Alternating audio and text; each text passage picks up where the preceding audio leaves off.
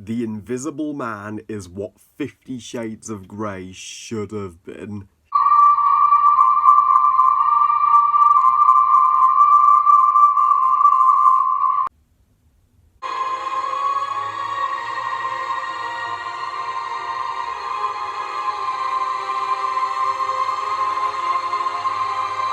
The Invisible Man, directed by Lee Whannell, a screenwriter of the Insidious movie 10 years ago, and is the 2020 remake and reboot of the original Invisible Man. So the Invisible Man tells the story of Celia, played by Elizabeth Moss, and she is this poor young woman who has suffered extreme abuse and trauma from her dickish former boyfriend, who has just faked his own suicide because he's also a deranged scientist, so he can transform himself invisible and haunt her and stalk her without her being able to see him physically, similar to what SpongeBob and Patrick did in that SpongeBob episode Pranked, when except race is a freaking 15, and when the cops don't listen to her, she finally says, I am not going to take this any longer, and does something about it herself. Now, this is the first version of the Invisible Man that I have ever seen. I have zero nostalgia for the Invisible Man, the original series. So I am okay with the Invisible Man being remade. It's a one thing you can remake and update for modern moviegoers.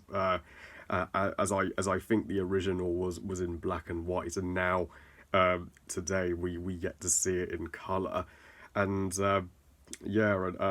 this is the first horror movie of 2020. We still have A Quiet Place Part 2 yet to come. Fingers crossed that should be a epic follow up to one of the best movies of 2018. As for The Invisible Man, this is a freaking incredible horror movie, and it's the second best movie of 2020 for me. My Birds of Prey would still be my favourite movie of the year overall, but Invisible Man is a cracking beginning to the horror movies of 2020. And this is 50 Shades of Grey done right. Unlike 50 Shades of Grey, this movie was made by humans that give a shit. And it well deserves to be making its money back financially. It was just made on a cheap budget of $7 million, but thankfully it has now grossed over $100 million.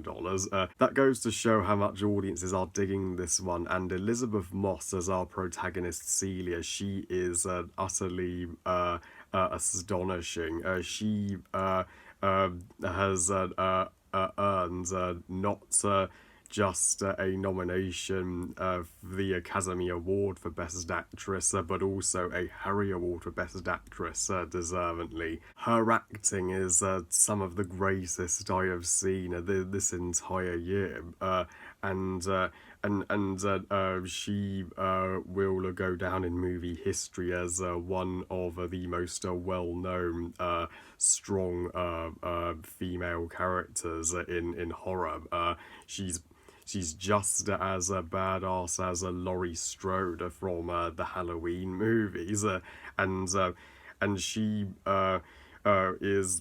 she showcases that women don't need to take abuse from their abusive partners. They can save themselves and stand up to and escape an abusive relationship. This is one of the most important. This is the most important horror movie for all women to ever be made, I would say, and you just want things to work out okay for her by the end of this movie, after all of the shit she's been through. Just through the stress in Celia's eyes, you can see how much her abusive boyfriend has discomforted her. She can't even take a shower in peace when he is stalking her while invisible. This movie's antagonist is just as magnificent as its protagonist. My God, the Invisible Man himself. He is the kind of man that in real life would never have a girlfriend, because men like that don't deserve girlfriends. And he goes as far as turning Celia's own friends against her in the moment when he slaps her friend while invisible, and the friend is convinced it was Celia that did that, even though Celia is reassuring her that she had nothing to do with it. Even her friend's husband isn't listening to Celia, so he's making her feel in ever so isolated and cut off from everybody she loves, and even and he's making her sound crazy to even the cops. So Celia can't even go to the police for help on this one. He has all the qualities of a dick to the point where you just want Celia to take down this piece of shit that is ruining her life. Even all the scares in this movie are up to snuff. The words on the poster for this movie state, what you can't see can hurt you. And this movie plays on that horror concept of you have no idea what is out there. You have no idea what is preying on you and watching you, and that can make you even more comfortable, because the less you know about what you're fighting, the less ready you are. Lee Winnell's direction is stellar here. He did an expert job of making the audience feel just as afraid as Celia is throughout. And Celia needs to, so she needs to have she needs to muster every single ounce of courage in her body to face an adversary she can't physically see,